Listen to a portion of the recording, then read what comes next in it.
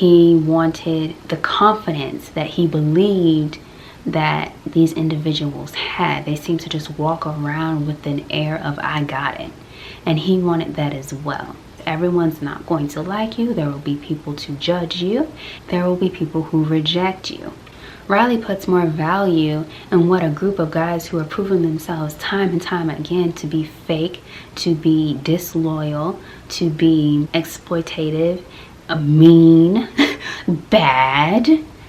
He puts more value on what they have to say to him than the people who are trying to support him and better him. Hi everyone, welcome back to my channel.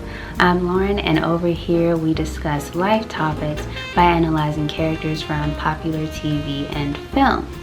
So today we are talking about Riley Freeman. We're talking about trend following and self-avoidance. So first I want to start just by acknowledging the amazing voice acting for both Freeman brothers, Huey and Riley, done by Regina King. I don't think either of these characters or the show in general would be the same without her voice acting, especially what she does with Riley. So believable, and I think she just does such a good job. But Riley is the younger brother of Huey. He is 8 years old, and he is extremely influenced by pop culture, particularly hip-hop culture. He has completely immersed himself in it. He seeks to take on the personas and the lifestyles of the people that are representing this culture. He knows all of the songs, he knows all of the dances, he knows all of the beats, he knows all of the personalities, all of the relationships. He knows everything about the culture. He studies this, and he takes in this content all the time. In fact, I would say it's even difficult to kind of really see Riley's real personality, because so much of it is that of emulating the popular tropes of hip-hop culture.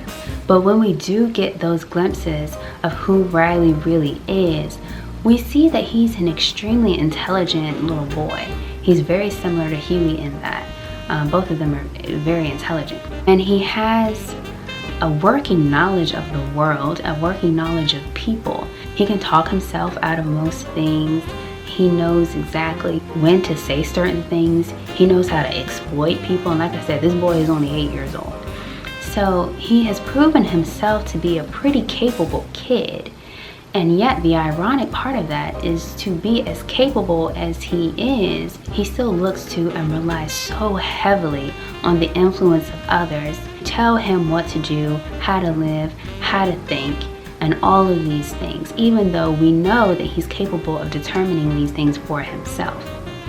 He's more interested in following trends than he is in discovering who he is and being his full self to the world.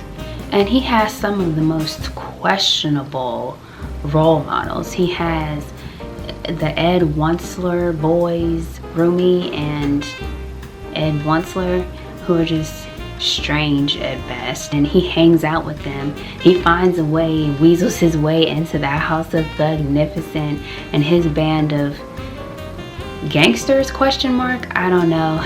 We thought they were, and then they proved themselves not to be that, which we'll get into that. Like the facade that so many of these characters were putting on, like they weren't even the people that they were claiming to be. And Riley got to see this up close and personal, and still didn't resonate that this is not real. If we look at Ed Wuncler and Rumi, they claim to be these gangster gunmen people who had been in the war, and they just were no nonsense type people with a plan. But the truth is, they never had a plan. Riley is the one who put together a lot of their plans. They didn't even know how to make a blueprint or how to do anything. Like, they claimed to be things that they were not. And then we have the Thugnificent crew, whose whole brand was built up on money and things and flexing. And we saw that they lost much of their fortune. And then we had a Gangstalicious. I get it mixed up sometimes. I think I'm right. I think, yes. Okay, and then we had Gangstalicious, who was fronting as this ultra hyper masculine type, and we found out that he was not who he said he was. And Riley got to see all of these things firsthand, but as smart as he was, he still didn't get it. But this is interesting because what it kind of shows us is that Riley wasn't even really interested in the things that these people had.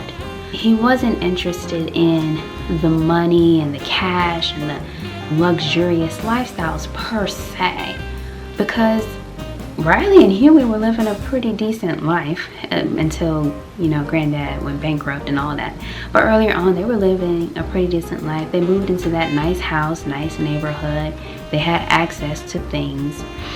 Riley didn't really appreciate that too much. He was always itching to get out the house. And what we saw was that he really wanted acceptance.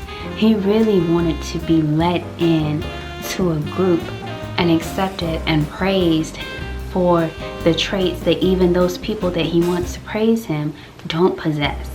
So he's bought into a scam, essentially. So like I normally do, I'm going to give you guys 3 tips, tools that you can use to stop with the self-avoidance and to get off some of this trend following and come into your own a little bit more. Okay? So, number 1. Take off the rose-colored glasses that you put on to see other people. Recognize their humanity and recognize that you have the same amount of humanity. There's no one that is better than you. Someone may be more skilled in a certain area. Some people may have more things than you have. But when it comes down to it, your value is no greater or no less than anyone else's. And this is the reason that Riley was able to see all the failures and all of the fakeness and the facades that a lot of his heroes had up and still not see it for what it was. He had put on these rose-colored glasses for them. He believed what he wanted to believe about them as opposed to what was really there. So the sooner you can get out of that mindset where you are believing the image or the representative of someone instead of who they really are, which is normally a much more flawed individual, the sooner you can come to a place where you get out of this following mode, where you get out of this secondary subservient place where you are always striving to be like someone else. Next up is to figure out what it is that you really like about the people that you look up to.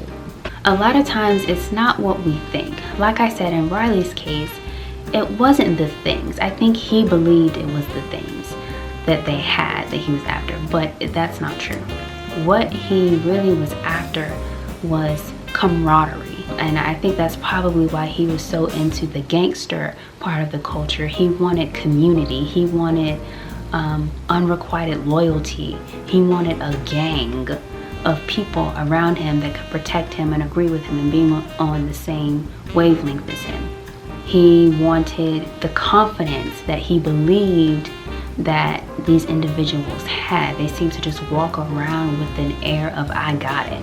And he wanted that as well. And you have to realize what it is that you're looking at, otherwise you go chasing waterfalls. No, you go chasing things, you'll obtain them maybe, and then you'll find yourself in the same disappointed, dissatisfied position that you were always in because you didn't even really know what you were going for. So identify what it really is. What is the essence? What is the foundation of the thing that you were seeing in other people? A lot of times it's not what you think. So examine that and then find the best route to achieve that thing.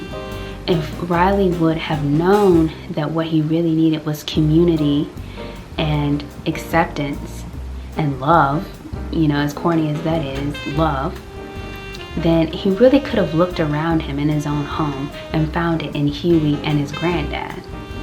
The third tip is to get okay and to get comfortable with being disliked, rejected, and judged by other people, because that's simply what it's going to be in this human experience. You're not going to stop people from doing those things. Everyone's not going to like you. There will be people to judge you.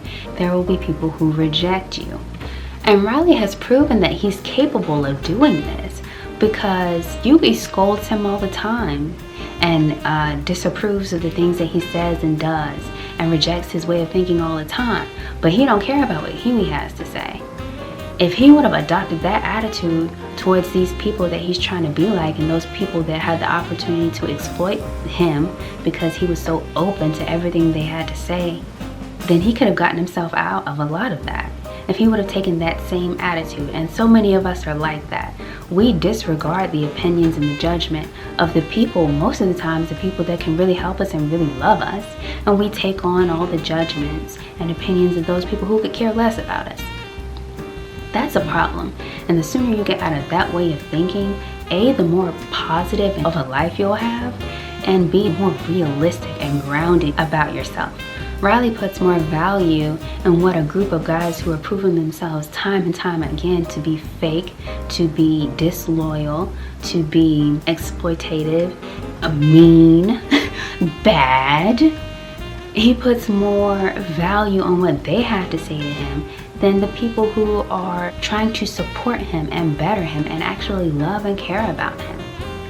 So it's okay if everyone doesn't love you, doesn't approve of every action or decision that you take or make. That's okay. That's going to happen. It's not your job to make sure that everyone is on board with your decision. So get really comfortable with that. Now, if a whole bunch of people don't like you, you might want to take a look at yourself. Maybe you're a bad person. But if you come to the conclusion that you're not doing anything wrong, you're not hurting anyone, please.